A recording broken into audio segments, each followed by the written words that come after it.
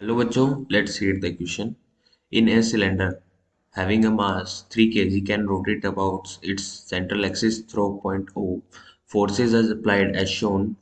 F1 are equal 6 Newton, F2 equal 4 Newton, F3 equal 2 Newton and F4 are 5 Newton. Also, R equals 5.0 centimeter in radius is 12 centimeter. Find the direction of angular acceleration of the cylinder during the rotation. The force is maintain there is same angle relative to the cylinder. आपके पास question में हमें एक आ गया है कि एक cylinder उसका मास 3 kg है, उसके सेंटर ओ से वो रिलेटिव सेंट्रल एक्सिस के थ्रू वो मूव कर रहा है, उसके अंदर चार फोर्सेस अप्लाई हो रहे हैं, उसके रेडियस गिवन है, हमें इसका एंगुलर एक्सेलरेशन फाइंड आउट करना है जब ये रोटेट होता है।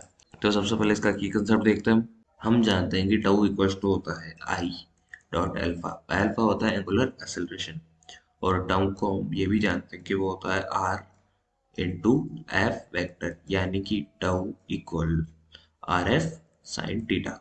और अगर हम टाउ नेट फाइंड आउट करेंगे तो टाउ नेट होगा, सबसे पहले ड्रॉ समझते हैं कि हमारे पास फोर्स F1 है, वो 90 डिग्री एंगल बना रहा है, तो यानी कि इसके अंदर टाउ होगा जो भी यू इस डायरेक्शन, और जो हमारा सेंटर ओ पॉइंट से ये सिलेंडर इस तरह रोटेट कर रहा है। F2 के लिए अगर हम देखेंगे तो ये ऑपोजिट डायरेक्शन में मूव करेगा, और F3 के लिए भी देखेंगे ये परपेंडिकुलर है, इसके रेडियस भी है और ये भी ऑपोजिट डायरेक्शन में मूव करेगा। लेकिन F4 को जब हम इंक्रीज करेंगे तो ये 90 एंगल नहीं बना रहा है, क्योंकि हम जानते हैं टाउ के लिए आर और एफ होना चाहिए।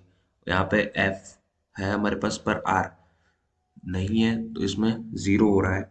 आर आर पर पेंडिकुलर यहाँ पर जीरो हो रहा है, तो इसमें टाउ नहीं होगा, यानी कि टाउ फोर इक्वल जीरो।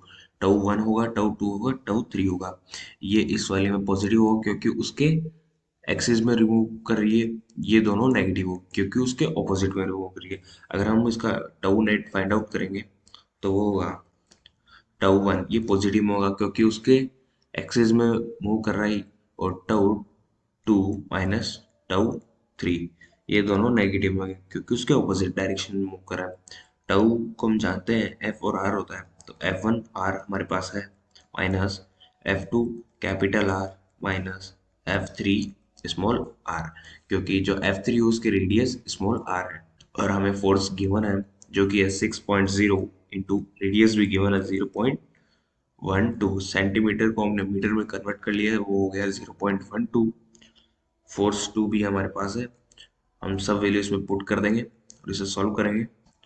इसे सॉल्व करेंगे तो हमारे पास आएगा पॉजिटिव 0.14, यानी कि जो सिलेंडर होगा वो पॉजिटिव डायरेक्शन में ही मूव करेगा, यानी कि इस तरह ही मूव करेगा।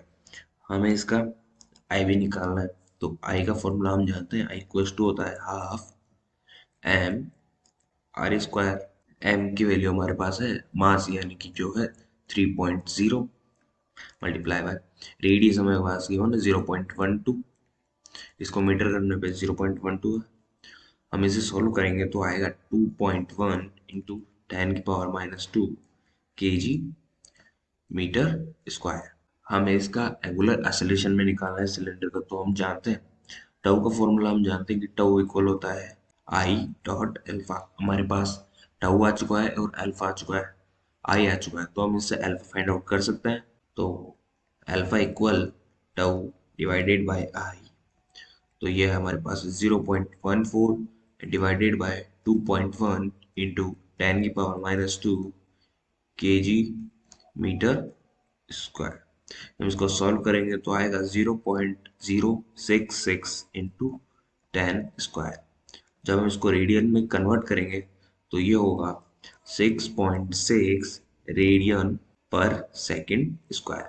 हमें इसका एंगुलर एक्सेलरेशन निकालना था सभी एंगल्स के थ्रू, जब ये रोटेट कर रहा है, तो ये हमने फाइंड आउट कर लिए। So I hope you understand this solution.